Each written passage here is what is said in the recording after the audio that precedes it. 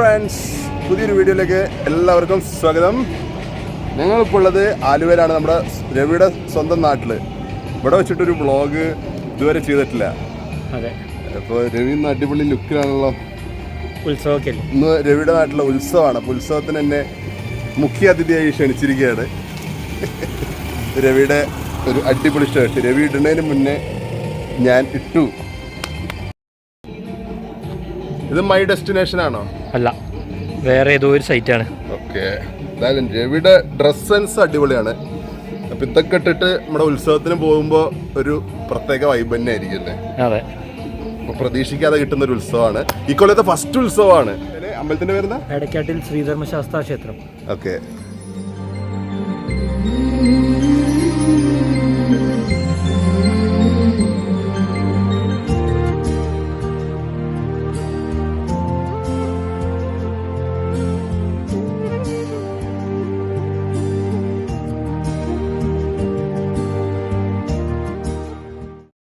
ഒരു ഹായ് പറ. ആരാന്ന് പറ.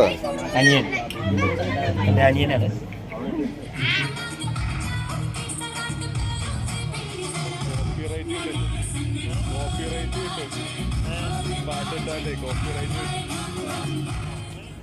അങ്ങനെ നമ്മുടെ രവിയുടെ നാട്ടിലെ ഉത്സവം കഴിഞ്ഞു. ഞങ്ങൾ എത്തിയപ്പോഴേക്കും കുറച്ച് ലേറ്റായി, അതുകൊണ്ട് കുറച്ചൊക്കെ കാണാൻ പറ്റുള്ളൂ. ഇനി നമ്മൾ പോണത് മണപ്പുറം ശിവൻ്റെ അമ്പലം. ആലുവയിലെ ഫേമസ് ആയിട്ടുള്ള ആലുവ ശിവരാത്രിയൊക്കെ നടക്കുന്ന മണപ്പുറം. പണ്ട് പോയിട്ടൊക്കെ ഉണ്ട്, ചെറുപ്പത്തിലാണ് ഞാൻ പോയിട്ടുള്ളൂ. ഇപ്പോൾ കുറേ കാലമായി രവി ഇങ്ങനെ വിളിക്കുന്നുണ്ട്. ഇപ്പോൾ ശിവരാത്രിക്ക് മുന്നേ ഉള്ള മണപ്പുറത്തിലെ കാഴ്ചകൾ കാണാം. പോണ വഴിയിൽ തന്നെ നമ്മുടെ ആക്ടർ ദിലീപിൻ്റെ വീടുണ്ടല്ലേ, അതും ഒന്ന് കാണാം. നമ്മൾ മുമ്പൊരു വ്ളോഗിലും അത് ചെറുതായി സൂചിപ്പിച്ചിട്ടുണ്ടായിരുന്നു. ആ വഴി കൂടെ തന്നെ നമ്മൾ പോണത്. അപ്പോൾ നമുക്ക് നേരെ പോകുന്നു മണപ്പുറത്തേക്ക്. എന്താ പേര്? ആലുവ പൂച്ചേ. അങ്ങനെ നമ്മളിപ്പോൾ ആലുവ മണപ്പുറത്തേക്ക് പോവുകയാണ്. രവിയുടെ വീട്ടിൽ നിന്ന് ജസ്റ്റ് 1 കിലോമീറ്റർ മാത്രമേ അങ്ങോട്ടേക്ക് ദൂരമുള്ളൂ. പൂജാവിധികളിലും ക്ഷേത്രഘടനയിലും മറ്റു ശിവക്ഷേത്രങ്ങളിൽ നിന്നും ഒരുപാട് വ്യത്യസ്തമാണ് ആലുവ മഹാദേവ ക്ഷേത്രം. കൊടിമരം, ഗോപുരം, നാലുകെട്ട് എന്നിവയൊന്നും തന്നെ നമുക്കിവിടെ കാണാൻ സാധിക്കില്ല. ഈശ്വര ചൈതന്യം സർവ്വവ്യാപമാണ്. അതിൻ്റെ തേജസ്സിനായി ഒരു ശ്രീകോവിലിൻ്റെ ആവശ്യമില്ല എന്നൊരു വലിയ സത്യമാണ് ഇതിനു പുറകിൽ.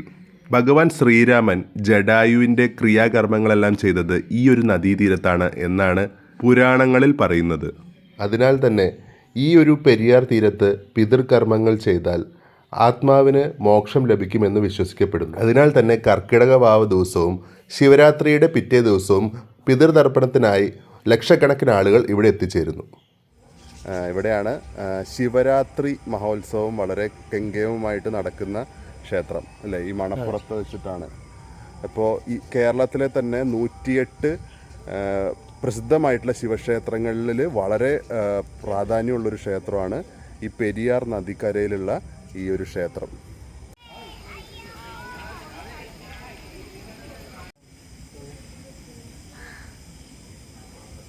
ഇനി നമുക്ക് മെയിൻ റോഡിൽ നിന്ന് ഇങ്ങോട്ടേക്ക് എത്താനുള്ള ഈ നടപ്പാലത്തിലൂടെ ഒന്ന് കയറി നോക്കാം.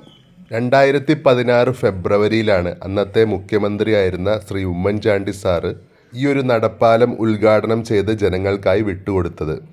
ഈ ഒരു നടപ്പാലത്തിൻ്റെ നിർമ്മാണം പൂർത്തിയായത് വെറും 108 ദിവസങ്ങൾ കൊണ്ടാണ് എന്നുള്ളത് മറ്റൊരു പ്രത്യേകത.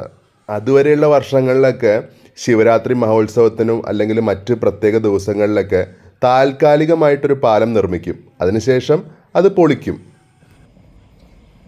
നടപ്പാലത്തിൽ ഒരുപാട് നല്ല ചിത്രപ്പണികളൊക്കെ കാണാൻ പറ്റുന്നുണ്ട്. പകൽ സമയങ്ങളിലാണെങ്കിൽ നമുക്ക് നദീതീരവും അതുപോലെ ക്ഷേത്രവും ദൂരെയുള്ള റെയിൽവേ പാളത്തിലൂടെ ട്രെയിൻ പോകുന്നതൊക്കെ ആയിട്ട് മനോഹരമായിട്ടുള്ള കാഴ്ചകൾ കാണാൻ പറ്റും. ഇതിൻ്റെ ഉള്ളിൽ നിന്ന് മറ്റേ ഗോഡ്സിലൊക്കെ കാണുന്ന പോലെ വല്ല ജീവി ഇതിൻ്റെ ഉള്ളിൽ നിന്ന് പൊങ്ങി തിരിഞ്ഞ് നല്ല അടിപൊളിയായി വൈബായേനെ. എന്നിട്ട് നമ്മളെ പൊക്കിക്കൊണ്ടുപോകും. കാണാലോ വെറുതെ. പെരിയാർ നദി 2018 മറ്റേ എന്താണ് പ്രളയം ഉണ്ടായിരുന്നപ്പോൾ നല്ല പണി കിട്ടിയ സ്ഥലമല്ലേ? അതെ, ആ ഫ്ലാറ്റിൻ്റെ അവിടം വരെയൊക്കെ വെള്ളം കയറി. ഓ, ആ ഫ്ലാറ്റിൻ്റെ ഈ പാലം മൊത്തം മുങ്ങിയൊക്കെ വരും. അമ്പലം പിന്നെ ഒരു 2-3 ദിവസം മഴ പെയ്താൽ മുങ്ങും, അത്രേ ഉള്ളൂ. അത് ശരി. പക്ഷെ അത് പഴയ പോലെ തന്നെ ആവുകയും ചെയ്യും. ഇത് വരച്ച കലാകാരന് നമ്മളൊരു കുതിരപ്പവൻ കൊടുക്കണം. കൈയാണോ ഇപ്പൊ രവി പറയും അത് വരച്ചത് ഞാനാണെന്ന്. അല്ല അത് കൈയാണോ കയ്യിൽ കുമ്പളങ്ങിയാണോ എന്തൊരു സൈസാ. ഫ്രണ്ട്സ്, നമ്മളിപ്പോൾ നിൽക്കുന്ന ഈ ഗേറ്റ് എന്ന് പറയുന്നത് നമ്മുടെ മലയാള സിനിമയുടെ ജനപ്രിയ നായകൻ ദിലീപേട്ടൻ്റെ വീടിന് മുന്നിലാണ്. നമുക്കെല്ലാവർക്കും അറിയാം ആലുവയിലാണ് പുള്ളിയുടെ വീട്. ഇവിടെ ഈ മഹാദേവ ക്ഷേത്രത്തിൻ്റെ അടുത്തായിട്ട് തന്നെയാണ് വീട്. അപ്പം അദ്ദേഹത്തിൻ്റെ വീടിൻ്റെ തൊട്ട് ഓപ്പോസിറ്റിൽ തന്നെയാണ് ആലുവയിലുള്ള PWD ഗസ്റ്റ് ഹൗസ്. പ്രദർശനങ്ങൾക്ക് ശേഷം ഒരു ഷെയ്ക്ക് ആവാല്ലേ.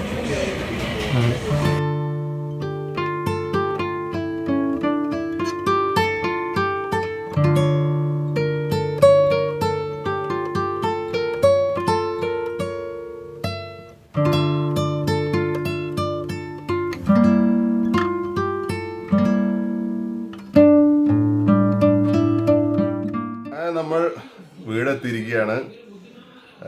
ആലുവയിലെ ഒരു രാത്രി കാഴ്ചകൾ നിങ്ങളിലേക്ക് എത്തി. ഇന്നത്തെ ഹൈലൈറ്റ് എന്ന് പറയുന്നത് രവിയുടെ ഈ ഷർട്ടാണ്. എല്ലാ ആളുകളും എന്നെ നോക്കിക്കൊണ്ടിരിക്കുകയായിരുന്നു. അപ്പോൾ രവി, ഞാൻ ഈ ഷർട്ട് നാട്ടിലേക്ക് കൊണ്ടുവന്നതിനെ കുറിച്ച് താങ്കളുടെ അഭിപ്രായം? അത് വളരെ വളരെ മോശം അഭിപ്രായമായിരിക്കും. ഇതിപ്പോൾ നീട്ടോണ്ട് മാത്രമല്ല, ആ ഷർട്ട് ആരിട്ടാലും അത് നോക്കും, ഞാൻ ഇട്ടാലും നോക്കും. അത് ശരിയാണ്. അല്ലെങ്കിലും ഞാനത് കൊണ്ടുപോകാനൊന്നും പോകുന്നില്ല, ചുമ്മാ ചോദിച്ചതാ. അതായിരിക്കും നല്ലൊരു തീരുമാനം. കണ്ടില്ലേ ഗൈസ്, അത്രേ ഉള്ളൂ. എന്തൊക്കെ പറഞ്ഞാലും ഇന്ന് നല്ലൊരു അടിപൊളി ദിവസമായിരുന്നു. നമുക്ക് രവി ഓഫർ ചെയ്തത്. നമ്മുടെ വീക്കെൻഡ് തീരുകയാണ്, അതിൻ്റെ ഒരു വിഷമമുണ്ട്. പക്ഷെ എനിക്ക് ഒരു ദിവസം കൂടി വീക്കെൻഡ് ഉണ്ട്, അത് വേറെ കാര്യം. പുവർ ഗൈസ്, ഇന്നത്തോടുകൂടി നാളെ മുതൽ പണിക്ക് പോകണം, ആ വിഷമത്തിലാണ് രവി ഉള്ളത്. അപ്പം അത്രയൊക്കെ പറഞ്ഞുകൊണ്ട് നമ്മൾ ഈ ഒരു ആലുവ വ്ളോഗ് ഇവിടെ വൈൻഡപ്പ് ചെയ്യുന്നു. ഒരു കുഞ്ഞു വ്ളോഗാണെന്നറിയാം, പക്ഷേ ഒരു രസകരമായ വ്ളോഗാണ്. പലതവണ രവിയുടെ വീട്ടിൽ വന്നിട്ടുണ്ടെങ്കിൽ ആദ്യമായിട്ടാണ് ഇവിടെ വെച്ച് ഞാനൊരു വ്ളോഗ് എടുത്തത് തവണ. അപ്പോൾ അതൊക്കെ സെറ്റായി. ഒരു അൺഎക്സ്പെക്റ്റഡ് ആയിട്ടുള്ളൊരു കൊച്ചി യാത്ര. അപ്പോൾ ഒരു വ്ളോഗും കൂടി ഉടനെ വരുന്നുണ്ട്. അത് മിക്കവാറും ഞാൻ സോളോ വ്ളോഗായിരിക്കും. അപ്പോൾ രവി ഇനി നമുക്ക് കുറച്ച് കാലങ്ങൾക്ക് ശേഷം കാണാം. അപ്പോൾ അതുവരേക്കും ബൈ. ചാനൽ ആദ്യമായി കാണുന്നവരാണെങ്കിൽ ഒന്ന് സബ്സ്ക്രൈബ് ചെയ്യുക. വീഡിയോ ഇഷ്ടപ്പെട്ടാൽ ലൈക്ക് ചെയ്യുക, കമൻറ്റ് ചെയ്യുക, ഷെയർ ചെയ്യുക.